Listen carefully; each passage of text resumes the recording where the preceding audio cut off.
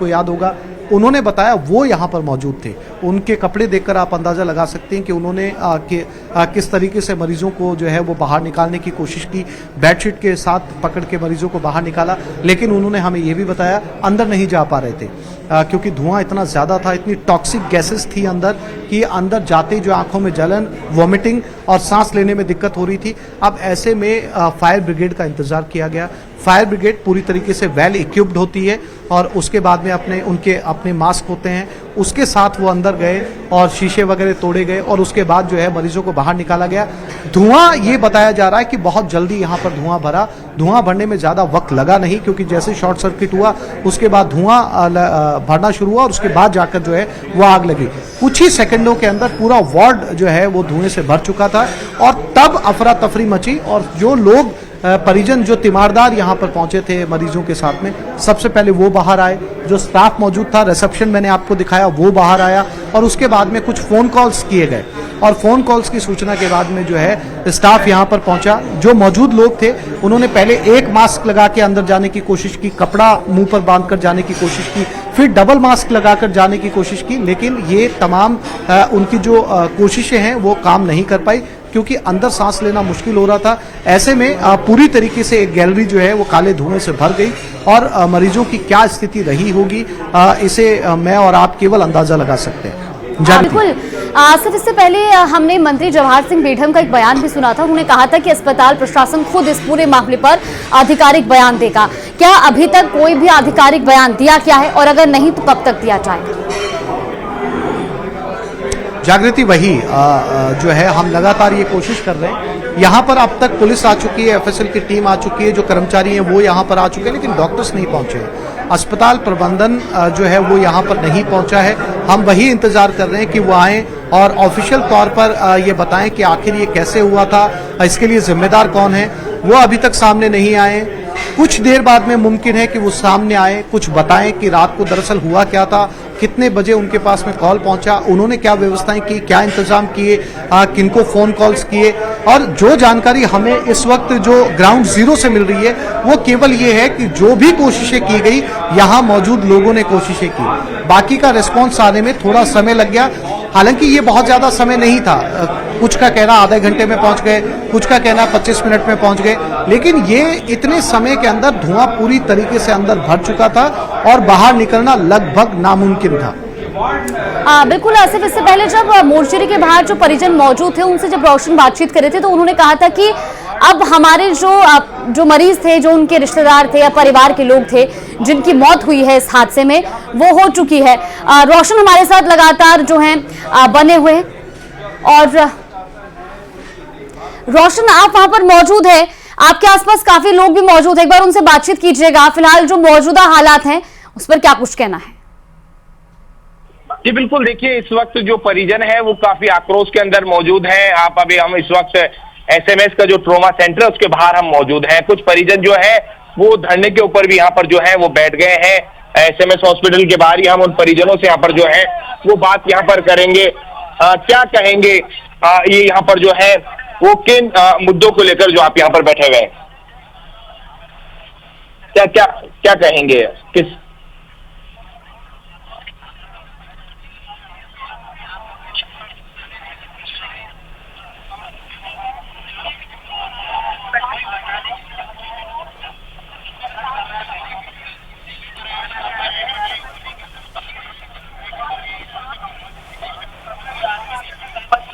तो यहाँ पर आप देख सकते हैं कि खुद उस हादसे के वक्त आप मौजूद थे। क्या कहेंगे आप भी जो है काफी जो तबीयत वो है,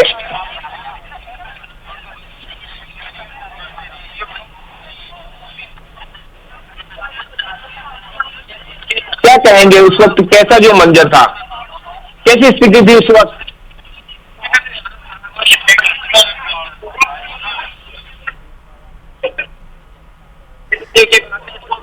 आप देखिए कि जो यहाँ पर जो परिजन है वो कुछ कहने के लिए यहाँ पर तैयार नहीं है।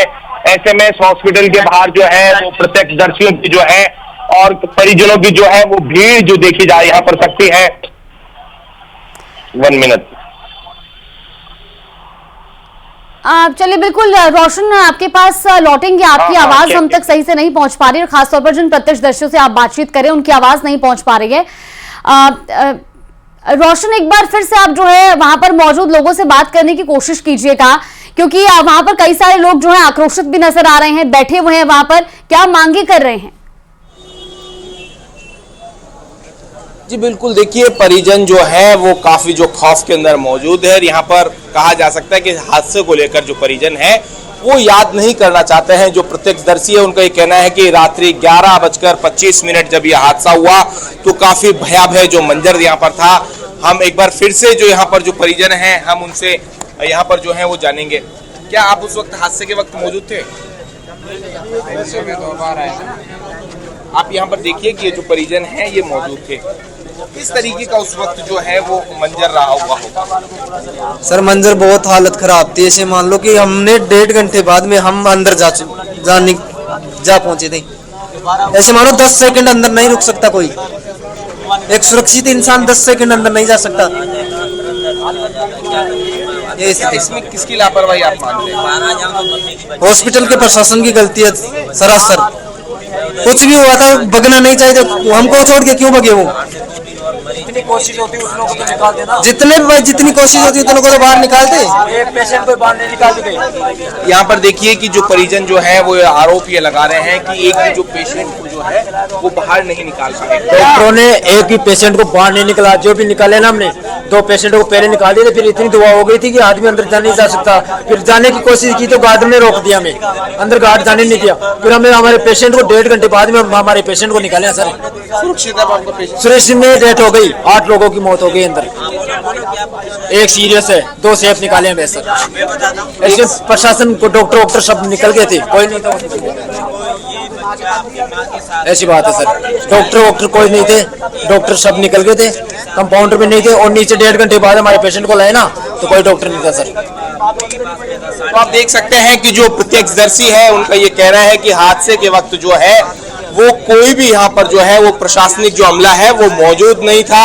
इस वजह से जो है वो यहाँ पर जो है हादसे की जो है ये मुख्य वजह रही। अब तक इस हादसे के अंदर 8 लोगों की जो है मौत हो चुकी है। एक जो पेशेंट है वो काफी सीरियस है, साथ ही साथ में 2 पेशेंट्स को सुरक्षित बाहर निकाल दिया गया है। इसके अलावा कुछ लोग जो बचाने के लिए जो पहले राउंड के अंदर गए थे उनकी जो तबीयत है वो भी जो है काफी जो सीरियस जो है वो बताई जा रही है। हालांकि उन वार्ड बॉय और इसके अलावा जो मेडिकल स्टाफ है उनको अभी जो एसएमएस में जो है वो भर्ती यहाँ पर कराया गया है। पुलिस प्रशासन यहाँ पर कहा जा सकता है कि एसएमएस का जो ट्रॉमा सेंटर है जिसकी 2nd फ्लोर के ऊपर ये जो आग लगी थी, तस्वीर आप देख सकते हैं। उसके बाद में जो पुलिस जो नफरी है वो बढ़ा दी गई है। देर रात मुख्यमंत्री भजनलाल शर्मा भी यहाँ पर जो है वो व्यवस्थाओं का जो है वो यहाँ पर जो है जायजा लेने के लिए यहाँ पर आया। हालांकि मुख्यमंत्री भजनलाल शर्मा ने इस पूरे हादसे को लेकर जो है वो संवेदना व्यक्त की है। आज मुख्यमंत्री भजनलाल शर्मा का जो दिल्ली दौरा था वो भी इस हादसे के बाद में मुख्यमंत्री ने जो है वो स्थगित कर दिया गया। तो कुल मिलाकर कहा जा सकता है कि इस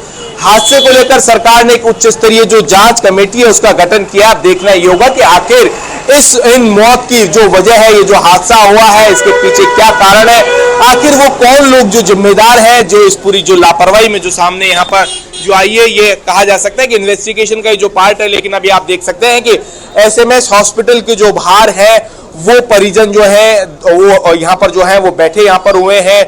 लगातार जो परिजनों का ये जो आक्रोश है कि इस पूरे हादसे के अंदर जो है वो लापरवाही सामने आई है। तो कुल मिलाकर कहा जा सकता है कि जो यहाँ पर इस हादसे को लेकर जो है वो काफी जो है वो यहाँ पर जो लोग जो है वो खौफ के अंदर मौजूद है। बिल्कुल रोशन, और वहां पर लोग आक्रोशित है।